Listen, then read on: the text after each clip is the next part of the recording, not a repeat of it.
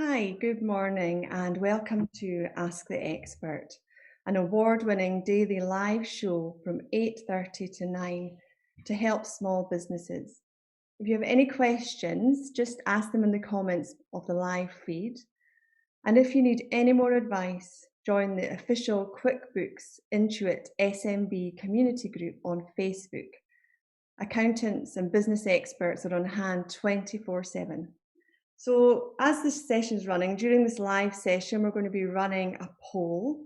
So please do engage with it. And at the end, I'll reveal the results. So welcome this morning. It's nice to, I'd say see you all, but I can't see you all, but welcome. My name is Helen McGillivray, and I have been asked to do today's Ask the Expert programme. I'm a psychological therapist, which means I work with people, mainly adults, with all sorts of psychological issues or stresses in their life. My background is nursing, and I have a company called Compass Therapy. But like many of you sitting here with me today, my company, the vision I had for it has completely changed in this past few months. So my office is in Edinburgh, sitting there empty. Dear knows what's happening to my plants, and I'm sitting up here in the northwest of Scotland. But I'm very fortunate that I'm still able to continue to work. All my sessions just now are on Zoom, and I'm trying to reach out to companies to perhaps go in and do some workshops. I was doing that before lockdown happened the first time. So I've been running workshops on resilience, stress, mindfulness, and the menopause. So it'd be good to get back into doing some of that. But in every crisis, there's an opportunity. And my opportunity came when a fantastic team of people approached me probably in June time to become involved in developing a mental health app. The app is called OK Positive, and it's intended at the moment for business to business, for employees to give to their employees. There are 5 main functions to the OK Positive app, and they are: there's a mood diary with some journaling options. There's an insights page, which gives you an overview of how your mood's been in the month, which can be really helpful for people to make links and make associations and think about behaviours and patterns. There is a resources section, which I think is the main bulk of the app, which I've been heavily involved in. So in the resources, there's some physical help, yoga, HIIT workouts. We're looking at some nutritional advice, and there's also psychological resources, which include things like mindfulness videos, just helpful hints and tips to be psychologically flexible.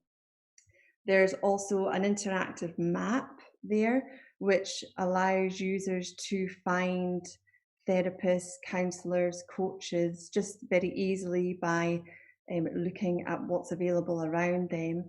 And we're also adding on there working with some local businesses to provide discounts. So if you use the app, then you can have access to some discounts with some of our business partners. They include healthy nibbles, there's gifting things, so things we can do online, because right now we can't really go out and do the usual things.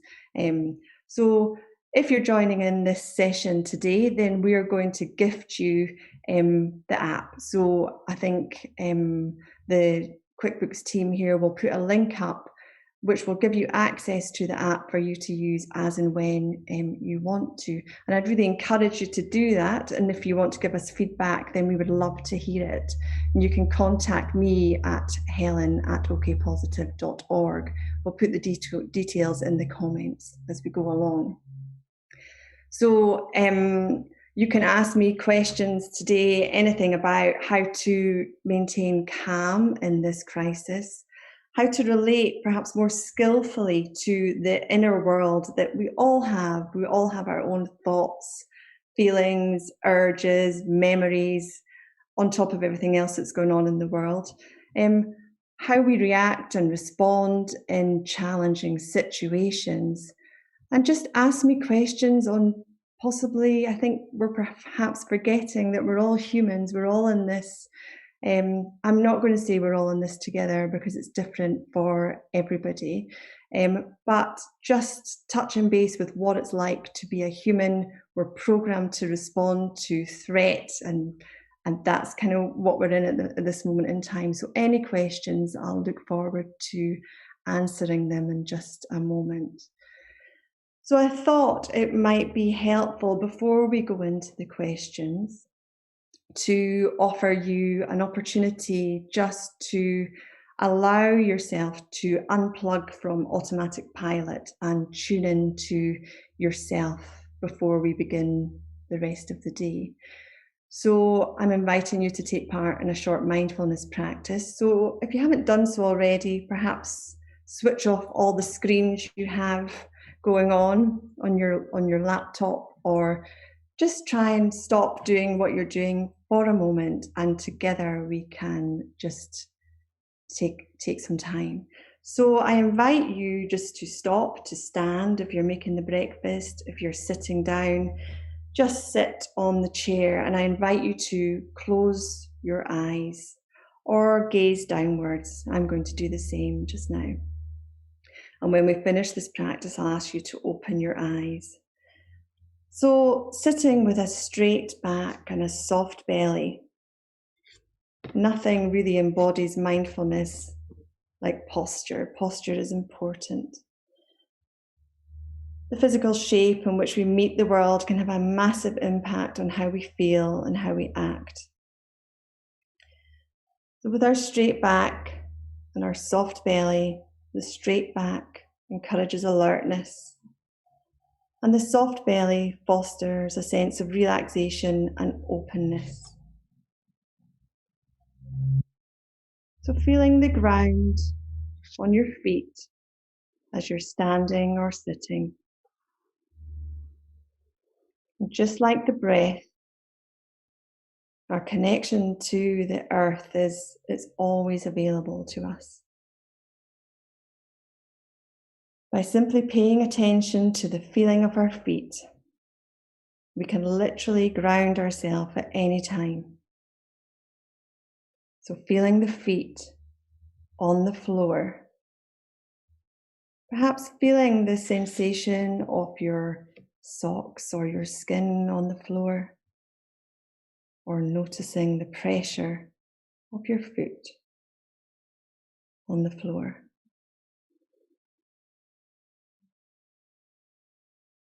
So just noticing as we're sitting here together, noticing your feet on the floor. And on the emotional roller coaster of life, it's incredibly helpful to have an accessible mindfulness tool at our disposal at all times. So our breath can be that tool. So practice bringing your awareness, your attention to your breath. Just noticing the breath moving in your body. Maybe noticing the cooler air as you breathe in your nostrils.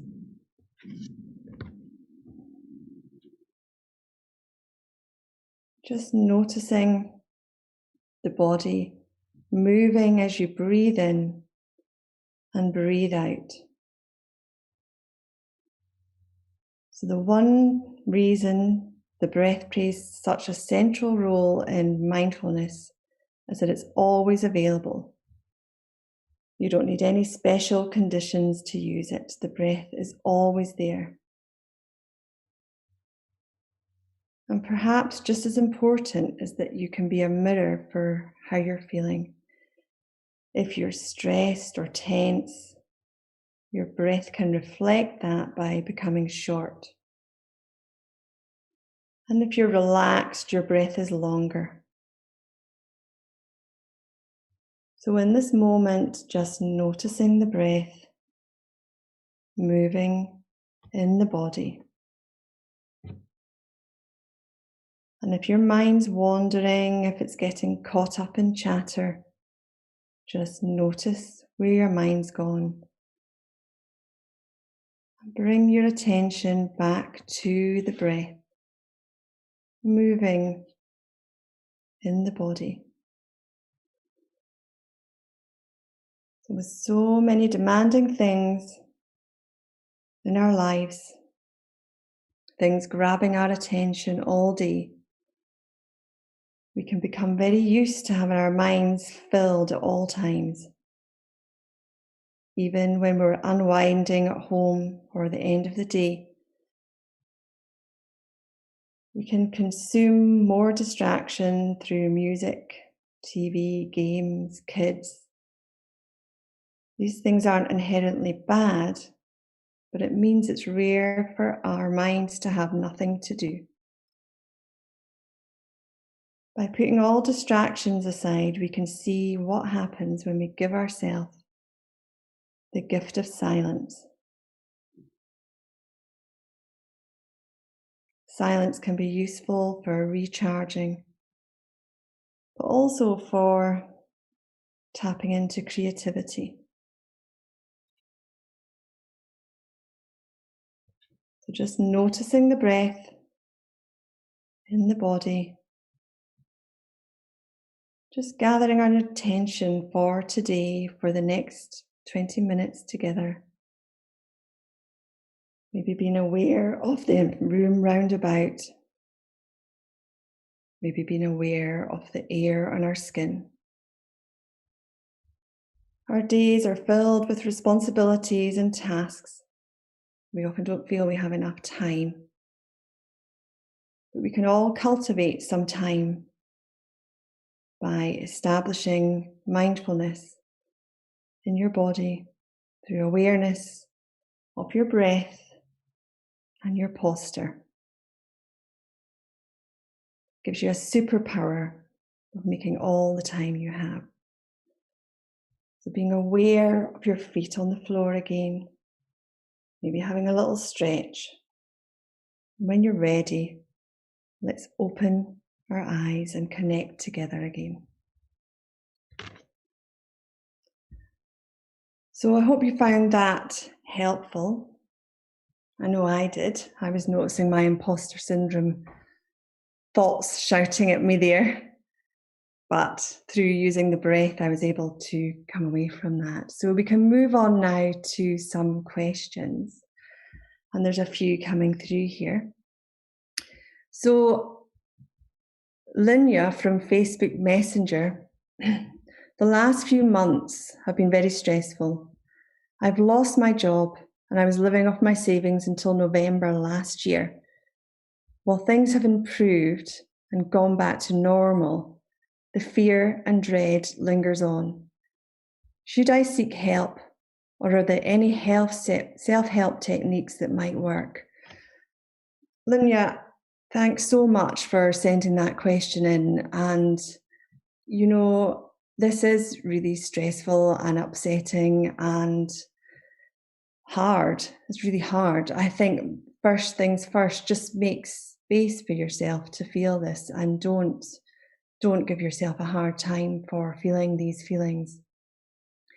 I think there's lots of self-help out there. It depends what you like, what would be helpful to you. There is lots of help around. I guess if you're in a situation where you're not working at the moment, then financially it could be difficult. But are there any friends you could reach out to, or are you noticing that you're spending a lot of time kind of mulling over this stuff? Maybe taking some time in your day to really think about what can happen in this, is there opportunity here? Is there time to rethink? Is there time to think about what's important? If you are feeling that you're struggling, then I would certainly reach out to a counsellor or a therapist, just talk things over. People are there to help you. You just need to ask. So I would encourage you to do that. It's kind of hard to know what to say when you're not sitting here in front of me to give you, when I'm not getting feedback, but, please just ask for help. Sam from Instagram DM. Morning, Helen. How can I ignore my inner cynic? I think I'll win half my battle if I manage this. Okay, Sam, I like this question because, as I hinted earlier, my inner cynic is very much present with me this morning. And as I was approaching this morning, coming on to do this live, this is very much out of my comfort zone. So it's seeing the inner. You are not your cynic. These are just thoughts. These are just feelings that arise, and trying to see that you can still do things while that's happening.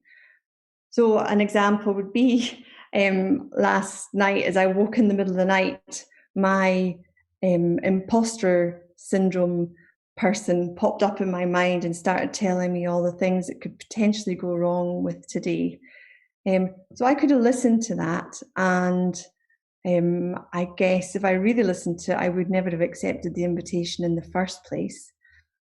I guess see it as an unwanted friend that just hangs around with you, and it doesn't have to stop you doing the things that are important. It's not about getting rid of your inner cynic, it's about changing the relationship with it, because it will pop up from time to time, but you are not it. You are you, and you can take actions that are quite different to what your inner cynic might tell you. I would say the psychological frameworks that I offer are cognitive behavioural therapy and acceptance and commitment therapy. And there's some really good self-help books out there, particularly the acceptance and commitment therapy stuff. So you might want to have a look at some of that. I can pass on information, or you can contact me on my Facebook page if you want me to give you any recommendations. But I think, in short, change the relationship with it rather than trying to avoid it, because it will be there. I'm sitting here just now with my imposter syndrome, like my old friend that hangs about and doesn't go away, but it's not stopping me having this conversation. So Amanda from Twitter, a DM, as a mother of 2 teenagers, can you advise me if there are any other routines or practices that we can adopt to support each other? Well, Amanda, I'm also a mother of 2 teenagers who I can hear getting up and about at the moment. This is hard. And looking back on when lockdown first happened, I think we were all in this kind of fight or flight mode and trying to do the best we can. And I suppose what I try and do is pull myself back from reacting and responding to every request that comes into me, and I just try and prioritise time with my daughters. It's not always easy, and we're sometimes a bit frantic, but what has helped me is giving space, but also trying to come together at certain times in the day. So trying to do things together, like making meals, making sure we perhaps go out for a walk, and also checking in with them. I think maybe you can relate to this, but I was so busy, caught up in, my business, how am I going to get money, that I was not really thinking about how this was for them. So I think just kind of trying to come together in the day to try and get through this together. I suppose if we were busy in our working lives, we wouldn't have time to be together for this long. So again, it's trying to see the opportunity within that. It's hard, but it's also okay for it to be hard. So Clifford from Facebook Messenger, good morning, Helen. Since the pandemic started, my sleep has been disrupted. I wake up several times during the night and rarely feel rested. Do you have any advice? Okay, sleep is often something that people would come to see me about. I guess it's often an indicator that perhaps your fight or flight system is activated. But I think all of ours are at the moment. So my suggestion for sleep would be to try as much as possible and wind down early on in your day.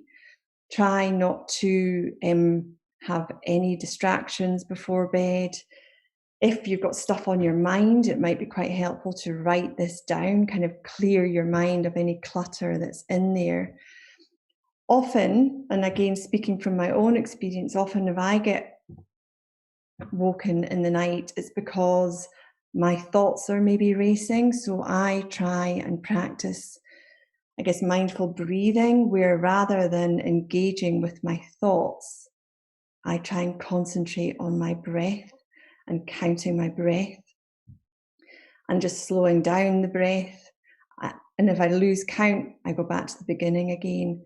So trying to shift attention from your thoughts and endless to-do tasks, shifting your attention from that onto your breath or something that's in the present moment.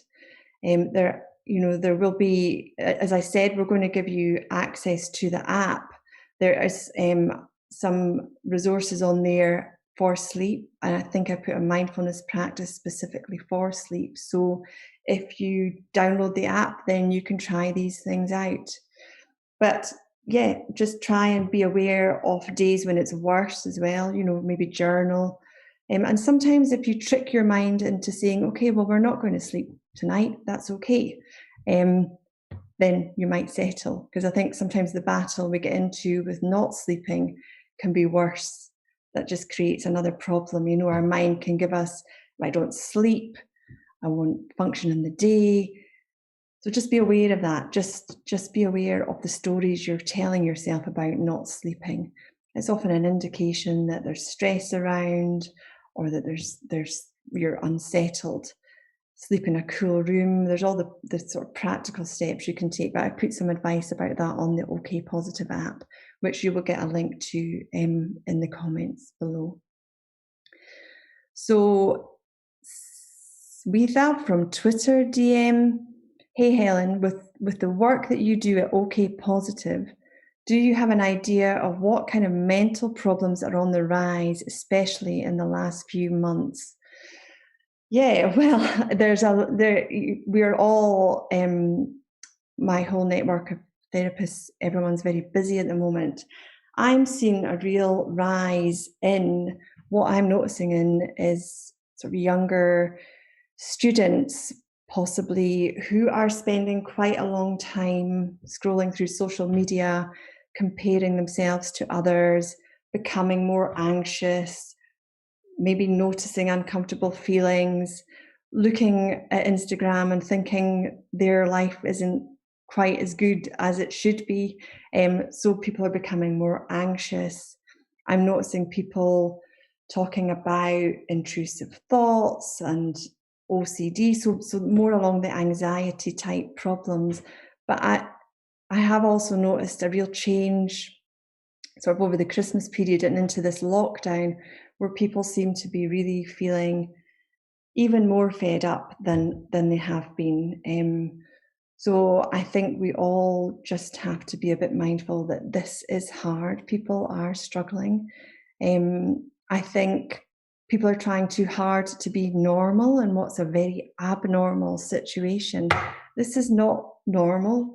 We don't need to be normal. We need to just get through this. So I think we need to stop putting pressure on ourselves to be the most productive, the best, to get back to the old life. I think we just need to get through each day as it comes right now and just be there for each other. And as well, humans, we really thrive when we connect with other people. And of course, that's all changed too. So that lack of connection seems to be leading to feelings of isolation and loneliness. So I don't know if I've answered your question there, but I think just in general people are struggling, but I think that's to be expected. Yeah, and I also really feel for those people working on the front line. My background was intensive care nursing, and I know my colleagues there are struggling. There's been some stuff on the media about that with post-traumatic stress. And I know there's a great service out there offering support to NHS workers called Frontline 19. So if anyone is watching who can access that, then please do. They're doing a great job. So this might be the last question, Daphne from Twitter DM. I've been doing therapy for some time and completed about 3 sessions. I keep asking this question to my therapist as well. How will I know that I've benefited? Okay, that is a good question. I guess it's not a quick fix. Therapy's not a quick fix. People often come in with expectations that they'll suddenly just be better. And it sometimes just takes a while. I guess once you are in a more of a position where you can accept thoughts and feelings as they're arising, and perhaps when you start noticing that you're doing things that are more in tune with your values, maybe you're opening up more. I guess it's about it's hard to answer that question without knowing what your goals are. What do you want to be different? And maybe if you know that, and you see that you're doing these things, then you'll know that it's working. But quite often it's after therapy that the changes will happen, because it takes time to practice some of the skills that you learn in therapy and to implement that. And often it can feel more uncomfortable before it feels comfortable. So stick with it, and do practice in between sessions. It's not just the sessions that matters. So I'm going to start wrapping up now. So thank you all so much for these questions. You're all doing okay, and it's also okay not to be okay. So I mentioned at the beginning that we were running a poll along with this. So the poll results are in, and we asked, are you feeling optimistic about your business growth in 2021? And I'm delighted to say that 75% of you said yes, and 25% of you answered no. So yeah, so that's great. But I think it's okay not to be optimistic at this moment in time, because there's a lot to be fearful for. So we're doing the best that we can. So thank you all so much for tuning in.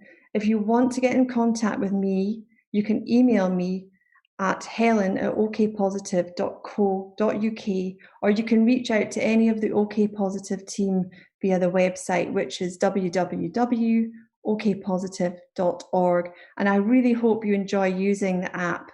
If you do, let us know. If you don't, let us know. We would love to hear from you. So coming up on Ask the Expert on Monday is Eva, who I had the pleasure of announcing the last time I did this. Eva is lovely. She works as an accountancy market specialist at Iris Software Group, and also has her own accountancy practice. So tune in on Monday and get advice on how to make the best of automation for your company. And a reminder that if you need any more advice for your business, if you're one of the 25%, join the official Intuit QuickBook SMB community group on Facebook. Accountants and business experts are on hand 24/7. I've really enjoyed answering your questions this morning. I hope you found the mindfulness practice helpful. Have a great weekend, everybody, and enjoy the app. Thank you very much.